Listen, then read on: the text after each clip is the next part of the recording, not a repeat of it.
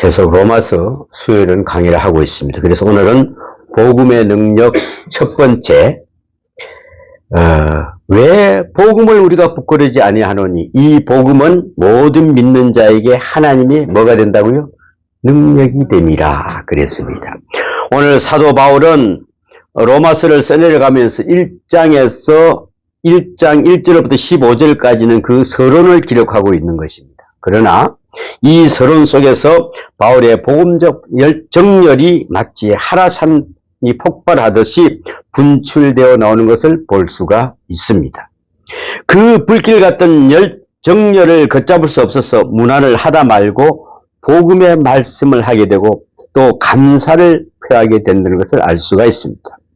사랑의 이야기가 되고 특별히 자기의 사명에 대하여 뜨겁게 설명하고 있는 것을 볼 수가 있습니다. 그러다 보니 서론과 문안의 인사가 좀 길어지고 있는 것을 알 수가 있죠.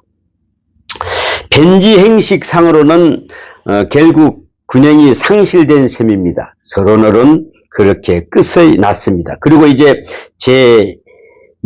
바울은 16절에 이르자 말씀합니다. 내가 복음을 부끄러우지 아니하노니 하고 본론을 접어듣습니다. 16절 17절은 두 절 속에서는 로마서 전체의 주제가 나타나 있다 하겠습니다. 본론 겸 주체인데 복음과 믿음 이 두 가지를 설명하고 있는 것입니다. 오늘의 본론은 마치 조용한 가운데로 강하게 울려 퍼지는 트럼펫 소리와도 같은 기청을 때리는 그런 말씀입니다.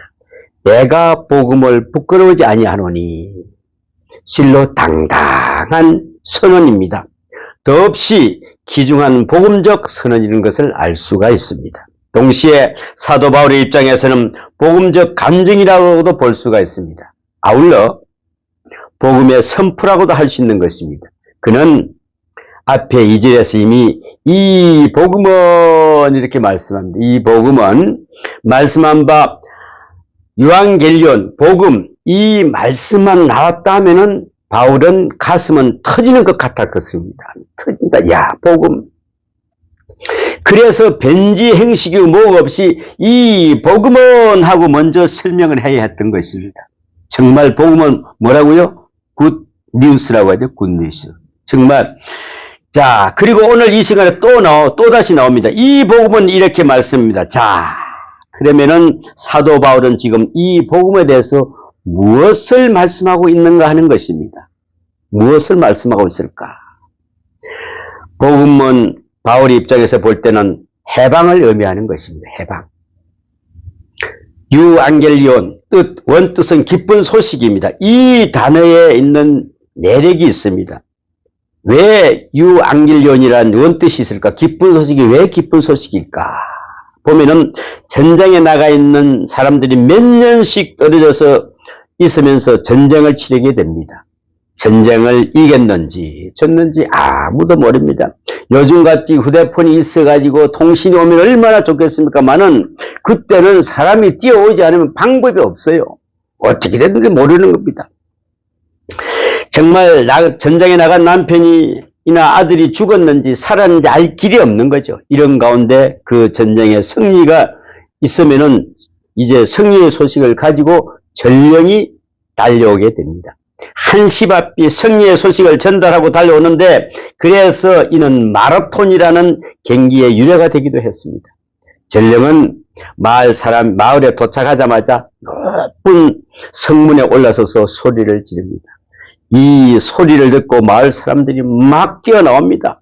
이 사람을 보고 전령은 큰 소리로 외칩니다. 전장에 이겼다고. 이겼어. 어디서 어떻게 이겼다고. 어디에서 쳐들어갔고 어디를 빼앗고 이렇게 아주 성전보를 전하게 됩니다. 이 성전보에 군중은 함성을 터뜨립니다. 함성을 지릅니다. 몇 시간씩 축제를 벌인다고 합니다. 단 한마디의 소식 때문에 우리는 이겼다. 우리는 이겼다. 이 한마디의 소식이 그같이 엄청난 감격과 기쁨을 가져준다는 것이죠. 우리가 세상에 살아가면서 경험하는 것이 많습니다만은 개개인이 다 나름대로 때론 남다른 경험이 또 있겠습니다만은 우리 민족에게는 남달리 온 계례가 참가했던 드라마틱한 경험이 있습니다. 이것이 뭘까요? 온 계례가 다 참여한 이 8.15 강복절입니다. 소위 일본 천황이라는 자가 벌벌벌 떨리는 목소리로서 항복 문서를 그 라디오에서 할 때, 야, 라디오에는 귀를 대고 도대체 이거 무슨 말인가 한마디 온 소리에 온 나라가 온 민족이 울음을 터뜨렸습니다. 야, 이제 대한민국이 해방이 됐구나. 이제 해방이 됐구나. 36년 동안 그 억압과 그 압박에서 해방됐구나. 그냥 너나 없이 눈물을 흘렸던 그런 것을 볼 수가 있습니다. 그렇습니다. 목청을 놓아서 한 달 이상을 손을 놓고 기뻐했을 만큼 그렇게 기뻐했다는 것입니다. 그래서 그때부터 교회의 종소리가 힘차게 울려 퍼집니다. 거침없이 울려 퍼집니다.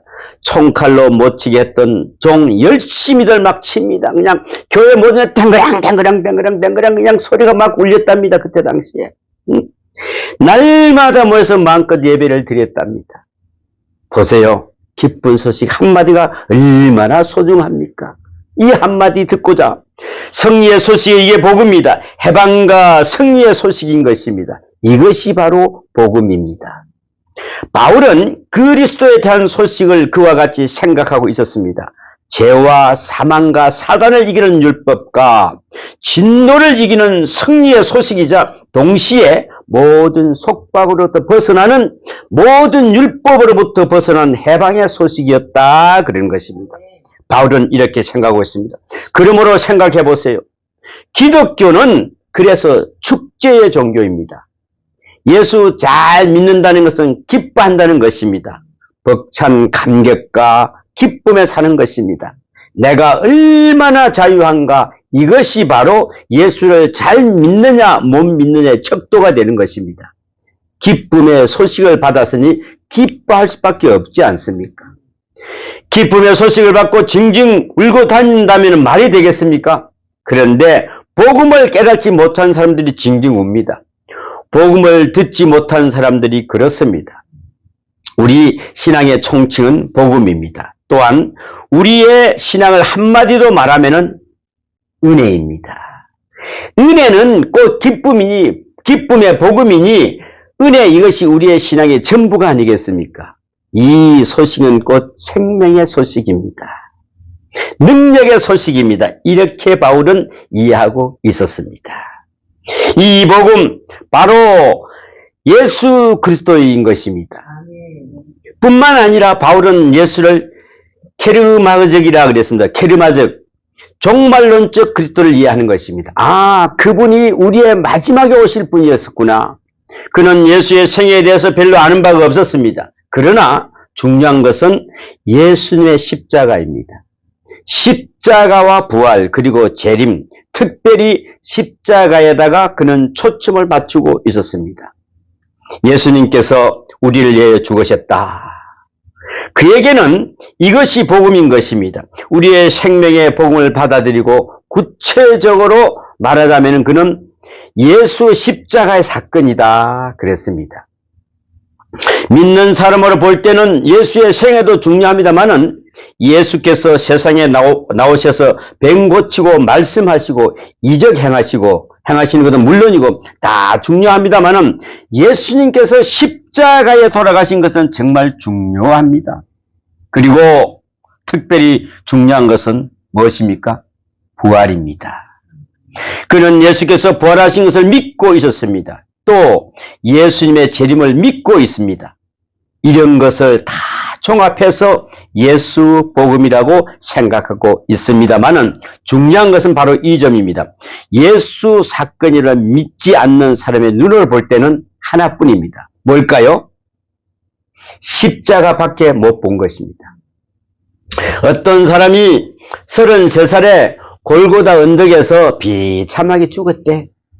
안 믿는 사람은 이렇게 이야기합니다. 그것밖에 모릅니다. 로마의 정치가들이 볼 때는 그렇습니다. 안 믿는 사람들의 눈으로 볼 때는 그런 것입니다. 바리새인들의 눈으로 볼 때도 그렇습니다. 불신앙의 사람에게는 그 하나밖에 안 보인 것입니다. 곧 십자가입니다. 역사적 사건이고 비참하게 죽었거든요. 예수를 따르는 사람들이 예수께 부활했다고 하지만은 그런 것은 모르겠다는 것입니다. 고작의 역사에 있었던 한날의 사건일 뿐이다 그랬습니다. 이것이 당시의 일반적인 이해였습니다. 바울은 지금 이 같은 문제를 앞에 하고 말씀합니다. 복음은, 내가 믿는 복음은 생명이라고, 복음은 곧 구원이라고 이렇게 간증하고 있는 것입니다. 오늘의 본문에 들어가서 생각해 봅니다. 복음을 부끄러워하지 않는다. 왜 복음을 부끄러워하지 않을까요? 왜요? 부끄러워하는 사람이 있거든요. 복음을 부끄러워하는 사람들이 있어요. 부끄러워할 사람이 있어서 그랬습니다. 로마 사람의 시각을 볼 때는 복음이 부끄럽습니다. 왜요? 십자가는 저들에게 있어서 부끄러운 것이거든요. 로마 사람만 되어도 십자가를 지지 않았습니다. 유대 사람이기 때문에, 로마 사람이 아니기 때문에 십자가에 죽은 것입니다. 약속 민족의 한 사람이기 때문에 십자가에 죽은 것입니다. 그리고 의고 부리고 가릴 것 없이 로마 당국의 입장에 볼 때는 그저 마음대로 죽일 수 있고 살릴 수도 있었습니다. 그 한 사람 잘못 죽었다고 해서 문제될 것은 하나도 없었습니다. 그 의를 잃은 재판, 그 빌라도 재판을 받으시고 그리고 십자가에서 죽으셨습니다. 요새같이 재판을 하고 또 1심 끝나면 2심하고 2심 끝나면 3심하고 3심에서 이제 거기서 대법원 판결까지 기다려야 되는데 그렇지 않았습니다. 어떻게 했을까요? 잘잘못을 신중히 가리는 그런 재판 가진이 아니었습니다. 새벽에 재판해 가지고 9시에 못 박아버린 이런 사건이었습니다. 여러분, 이렇듯 부조리하고 모순된 재판과 죄행으로 죽어간 한 사람의 모습, 로마 사람의 시각으로 볼 때는 아주 부끄러웠습니다. 특별히 십자가에 죽는 모습이 부끄럽습니다. 그래서 로마 황제들 가운데서는 기록에 보면은요, 적어도 식사할 때는 절대로 십자가에 대해서 이야기하지 말라 한 사람도 있었다고 그럽니다. 이런 사람은 십자가라는 소리만 들어도 그날은 식사를 하지 못했답니다. 왜요? 너무나 끔찍한 사건이니까요. 실로 처참한 죽음이니까요. 사도 바울은 그래서 더욱 이 말씀을 하게 됩니다. 복음을 부끄러워하지 아니하노라고. 또 하나, 로마 사람의 철학으로 볼 때는 복음이 부끄럽습니다. 일찍이 헬라 철학이 로마의 군사력 앞에서는 무릎을 꿇었습니다. 지혜를 대표하는 로마 철학이, 헬라 철학이 무릎을 꿇고 로마의 힘이 이긴 것입니다. 이 힘이 세계를 정복하고 있는 것입니다.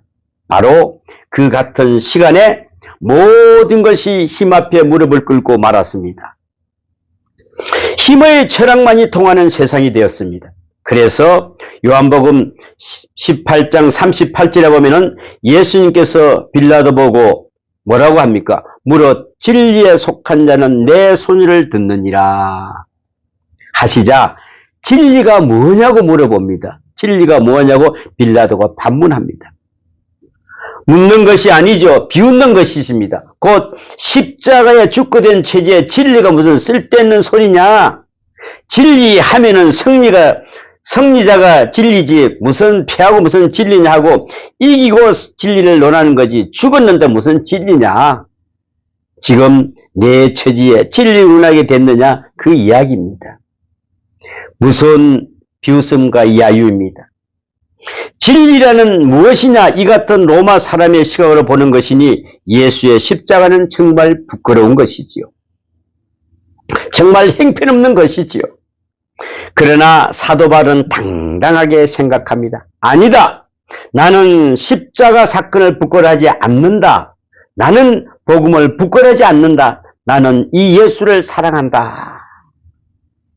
이 예수의 제자된 것을 영광스럽게 생각한다는 것입니다. 이것이 바로 바울의 진실한 간증이었던 것입니다. 특별히 바울 자신에게서 그런 담당함이 분명하게 드러납니다. 자신은 결코 복음 앞에 부끄럽지 않습니다. 그는 예수의 부름을 받은 후에 진실하게 복음을 위하여 살았습니다. 에베소서에 보면은 그는 복음에 합당한 생활을 하라고 권면하고 있는데 자신부터가 복음에 합당하도록 살았습니다. 스스로가 그렇게 신앙생활을 했습니다. 빌립보서 1장 20절에 보면은 그는 로마 감옥에서 이렇게 편지를 쓰고 있습니다. 나의 간절한 기대와 소망을 따라 아무 일하든지 부끄럽지 아니하고. 여러분, 우리 예수 믿는 것이 부끄럽습니까?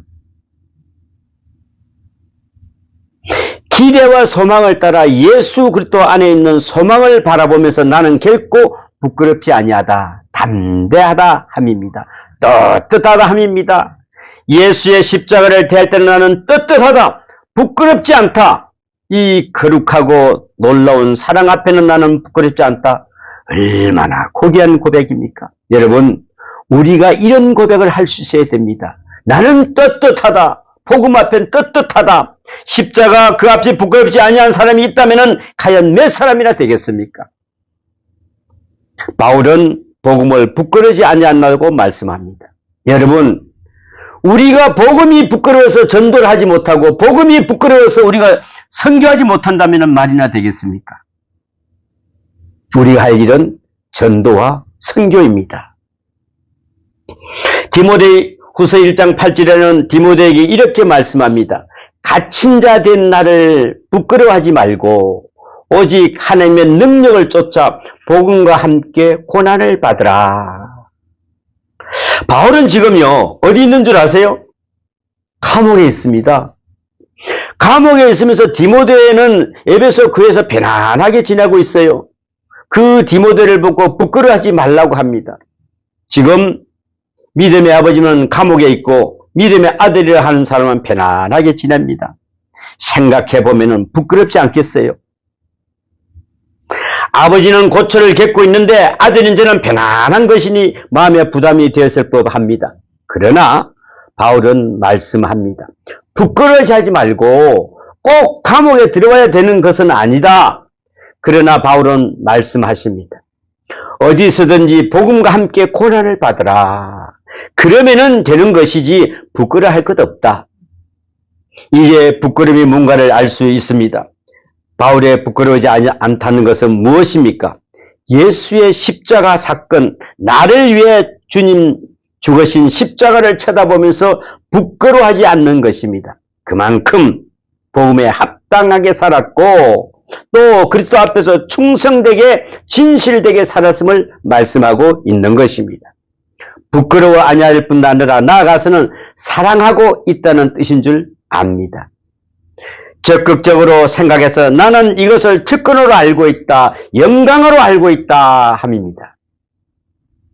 고린도전서 1장 22절에 그 이하에 보면은 유대인은 표적을 구하고 헬라인은 지혜를 찾으나 우리는 십자가에 못 박힌 그리스도를 전하니. 유대인에게는 십자가 사건은 꺼리는 것이요, 이방인 지혜를 구하는 헬라인에게는 십자가 사건은 미련한 것이로다 라고 말씀합니다. 그러나 바울은 믿습니다. 그리스도는 하나님의 능력이요 하나님의 지혜라 24절에 말씀하고 있습니다. 유대인의 욕구도 예수의 십자가로 바로 이해하면 다 채워지고 헬라 사람들이 지혜를 구하는 마음도 십자가만 충분하고 채워줄 수 있다면 다 믿을 수 있다, 이런 이야기입니다. 그래서 오늘 본문에도 16절에 끝에 가서 보면은 첫째는 유대인에게요 또한 헬라인에게로다 라고 말씀합니다. 유대 사람들은 표적을 구합니다. 표적의 제1위 뭘까요? 십자가입니다. 헬라 사람들은 지혜를 구합니다. 지혜의 근본, 지혜의 진수, 그 핵이 예수님의 십자가 사건입니다. 바울은 이만큼 이해하고 있었습니다. 그는 헬라 철학에도 능통하고 히브리 종교에서도 아주 능통한 사람이었습니다. 히브리 종교적으로는 표적을 구하는 욕구도 십자가 안에서 다 채워지는 것입니다. 지혜를 구하는 철학적 요구도 십자가 속에서 만족하게 채울 수 있다고 믿고 또 그렇게 증거하고 있는 것을 볼 수가 있습니다. 그것이 바로 복음입니다. 복음만이 모든 것을 채울 수 있다는 것입니다. 목마른 사람은 물을 먹어야 합니다. 물이 없어서 바닷물을 먹었다고 한다면 어떻게 되겠습니까? 바닷물을 아무리 먹어도 갈증에는 소용이 없어요. 꼭 물을 먹어야 되는 것입니다. 콜라나 사이다, 커피 먹어봐야 말짱할 것입니다. 갈증 나는데 그거 먹어봐야 소용없어요. 그런 것까지는 갈증이 없어지지 않아요. 갈증에는 꼭 물을 마셔야 됩니다. 물보다 더 좋은 것이 없어요. 바울은 이렇게 이해하고 있습니다. 유대 사람들의 표적은 구하는 마음이나 율법적 욕구는 십자가를 알기 전까지는 절대로 채워질 수가 없습니다. 율법의 완성이 그리스도요 십자가이기 때문에 그렇습니다. 예수는 율법의 끝이라고 했습니다. 그러므로 사도 바울은 말합니다. 유대 사람으로 보아도 십자가만이 그 율법의 요구를 다 채울 수 있으며 헬라 철학적으로 보더라도 그 많은 철학 아무리 떠들어봐도 소용없다. 말만 말고 머리만 복잡하다. 십자가 곧 복음이 그 같은 욕구도 만족하게 채워준다는 것이지. 그런 의미에서 바울은 엄청나게 위대합니다. 나는 복음을 부끄러지 아니하는다. 복음을 자랑한다. 복음으로 만족한다. 복음을 전하는 것은 나의 으뜸가는 영광이다. 특권이다. 이렇게 바울은 선포하고 있는 것입니다. 특별히 오늘 본문에 이렇게 말씀합니다. 복음을 부끄러지 하지 아니하노니 그랬습니다. 이 복음은 모든 믿는 자에게 구원을 주시는 하나님의 능력이다라고 말씀합니다. 구원을 주신다고 했어요. 구원을 주신다고. 헬라 철학은 추상적인 진리로서 구원을 이야기합니다. 그렇게 구원을 설명하고 그렇게 전망을 합니다. 그러나 그 철학이 절대로 구원을 주지를 못합니다. 만약에 철학자가 구원을 준다 그러면은 우리나라에 난리가 났을 거예요. 우리나라 철학가 참 많습니다. 그죠?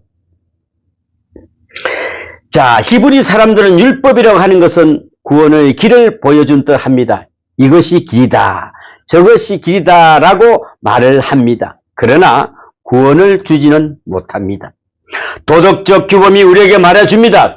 이렇게 하면은 산다. 이렇게 하면은 구원을 받는다. 그러나 그 길로 간 사람은 아무도 없습니다.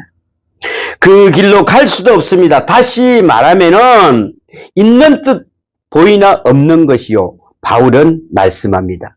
오직 복음만이 율법적인 문제도 해결해 주는 것이다.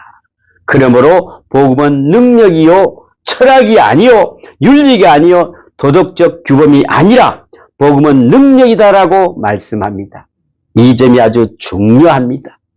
디나미스, 능력이라는 말입니다. 이것은 역시 역사를 이야기합니다. 구체적인 것입니다. 자, 행동을 말씀합니다. 생명력을 말씀합니다. 복음은 능력이다. 여러분, 복음을 구원의 능력으로 체험할 수 있어야 바로 그리스도인입니다. 여러분, 올 한 해는 복음의 구원을 체험으로 능력하시는 체험을 하시는 여러분이 되시기를 축원합니다. 복음을 믿고 복음을 깨닫고 복음을 받아들이는 순간에 내가 자유함을 느껴야 한다는 것입니다.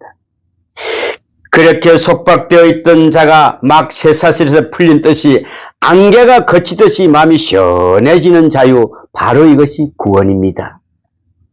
영적으로 죽어가는 사람이 고생하다가 복음을 바로 이해하게 되는 순간, 복음을 바로 받아들이게 되는 순간에 마음이 평안해지면서 얼굴이 맑아지는 것을 볼 수가 있습니다. 그리고 내일 아침 다시 만납시다 할 수가 있고요. 그렇게 만날 수 있는 자유함이, 그것은 바로 복음이 주는 구원의 능력이다 그랬습니다. 복음에는 두 가지 능력이 있다고들 합니다. 먼저는 부정적으로 죽이는 능력이 있습니다. 죄를 죽이고 교만을 죽이고 윗선을 죽이고 거짓을 죽이고 세속적 욕망을 죽입니다. 그런 것이 다 사라져요. 복음을 받아들이는 순간에 헛된 욕망이 다 사라집니다. 욕심, 시기, 질투가 어느 곁에 없어졌는지도 나도 모르게 다 없어집니다. 이게 바로 복음을 죽이는 능력입니다. 또 하나 긍정적으로 살리는 능력이 있어요. 그래서 은혜 안에서 내가 살아납니다. 존재의 의미가 살아납니다. 삶의 의미가 살아난다는 것입니다. 가치관이 살아납니다. 하루하루의 인생의 보람과 그 뜻이 살아납니다. 복음에는 이렇듯 살리는 생명력이 있어요. 죽이는 능력, 살리는 능력이 동시에 역사하는 것이 바로 복음입니다. 복음은 구원을 주시는 능력입니다. 이제 예수님의 생애로 돌아가는 것을 다시 이해해 봅니다. 보면 분명히 복음을 인하여 병이 낫는 것을 볼 수가 있습니다. 마태복음 9장 21절에서 우리는 예수님이 겉옷을 만지는 여인의 모습을 봅니다. 예수께서 돌이켜 그녀를 보십니다. 이것이 바로 복음입니다. 예수에 대한 복음을 믿고 따라와서 옷 끝만 스쳐도 구원을 얻는다고 그녀는 믿었습니다. 그리고 구원을 얻었어요. 뭐라고 이야기합니까? 따라 안심하라. 내 믿음이 너를 구원하였다. 여러분, 믿음이 우리를 구원했대요. 예수님의 말씀으로 말미암아 그녀는 병 고침을 받은 것입니다. 또 누가복음 8장 36절을 보면은 거라사에 무서운 군대 귀신 들렸던 사람도 예수님으로 말미암아 맑은 정신을 찾고 깨끗한 사람이 되었습니다. 복음의 빛이 나면서 어두운 권세가 다 물러갈 수 있는 걸 볼 수가 있습니다. 또 모든 위험으로부터 구원하십니다. 마태복음 8장 23절을 보면은 풍랑이 일어나서 배가 파손을 당하되 했을 때 예수님의 명령, 말씀 한마디, 복음, 말씀의 능력으로 인하여 고요해지는 것을 봅니다. 또 마태복음 14장 30절에 보면은 베드로가 물에 빠져 들어갔을 때 뭐라고 이야기합니까? 믿음이 적은 자여 왜 의심하느냐 그랬습니다. 하심으로 복음이, 말씀이 저를 위험에서 건져주시는 것을 볼 수가 있습니다. 여러분, 우리의 왜 믿음이 적은냐고 왜 의심하십니까? 왜 누구에 의지하십니까? 왜 누구를 쳐다봅니까? 그리고 세 번째는 복음은 모든 세속과 죄와 타락으로 기울어지는 우리의 마음을 붙들어 줘서 구원해 주십니다. 세속과 죄와 타락으로 기울어지는 우리 마음을 바로 잡아주신다는 것입니다. 넷째로 복음은 길을 잃음으로부터 버림받음으로부터 구원해 주신다 그랬습니다. 마태복음 18장 12절에 보면은 잃어버린 한 마리 양이 있습니다. 양 한 마리가 있지 않습니까? 잃어버린 양 아무도 돌보지 않습니다. 복음이 그를 건져냅니다. 그러니까 내가 잃어버린 바 될 때에 주께서 나를 건져주시는 것입니다. 또 누가복음 19장 10절에 보면은 인자에 온 것은 잃어버린 자를 찾아 구원하려 함이니라 그랬습니다. 하시면서 삭개오라는 버림받은 자를 구원하십니다. 삭개오라는 사람은 완전히 소외된 사람이었습니다. 그러나 예수님께서 친히 그를 개인적으로 만나주시고 오늘 구원이 이 집에 이르렀다라고 말씀하십니다. 인자가 온 것은 버린 자를 찾아 구원하려 함이니 하십니다. 이렇듯 복음을 잃어버린 자를 찾아 구원하신다는 것입니다. 삭개오 이 사람 세간에 앉아있지만은 마음으로는 늘 메시아를 나라를 사모하고 있었습니다. 이 버림받는 사람을 붙들어 건져주시는 것입니다. 바로 그런 일을 위해서 당신은 세상에 오셨다고 말씀하십니다. 또한 복음은 죄와 율법을 이기게 하십니다. 죄로부터 자유하게 하십니다. 복음의 능력이 내가 죄를 이기도록 해주신다는 것입니다. 내 의지가 아닙니다. 복음이 내 도덕적 판견이나 율법을 이기도록 하신다는 것입니다. 좀 더 나아가서 귀한 것은 로마서 5장 9절에 있습니다. 복음은 바로 하나님의 진노로부터 우리를 구원하십니다. 하나님의 진노 가장 무서운 것입니다, 여러분. 우리 인간은 다 하나님의 진노 앞에서 벌벌 떨어야 됩니다. 그런데 오직 복음만이 우리를 하나님의 진노로부터 구원하십니다. 자유하게 하신다는 것입니다. 또한 가장 결론적인 것은 로마서 13장 11절에 보니까 고린도서 5장 5절에도 있습니다. 종말론적인 것입니다. 뭐라고 합니까? 너희 또한 너희가 이 시기를 알거니와 자다가 깰 때가 벌써 되었으니 이는 이제 우리의 구원이 처음 믿을 때보다 가까웠습니다 하고 이야기합니다. 로마서 13장 11절에 아주 종말론적 말씀입니다. 자, 우리가 이 세상을 떠나서 주님 앞으로 갑니다. 이 세상이 끝납니다. 주님 앞에 다 들려가야 할 것입니다. 이 종말론적 구원, 이것도 오직 복음의 능력으로 가능해지는 것입니다. 여러분 한번 생각해 보세요. 복음을 능력으로 체험하고 있습니까? 하나님의 말씀이 내 귀에 들려오고 내 가슴이 사물칠 때도 나도 모르게 미워하던 사람을 사랑하게 되고 용서하게도 되고 죄를 이기게도 되고 사특함을 이기기도 되고 세속적 욕망도 이기게 됩니까? 그리고 모든 두려운 죽음에 대한 두려움, 하나님의 심판에 대한 두려움이 깨끗이 사라지고 오직 내가 너를 사랑한다 하시는 하나님의 말씀의 길을 들려옵니까? 귀에? 이 말씀이 들려와야 됩니다. 바로 이는 복음의 능력인 것입니다. 우리는 누구를 사랑하고 죄를 지음받고 모든 걸 할 때 이게 바로 복음의 능력입니다. 나의 능력이 아닙니다.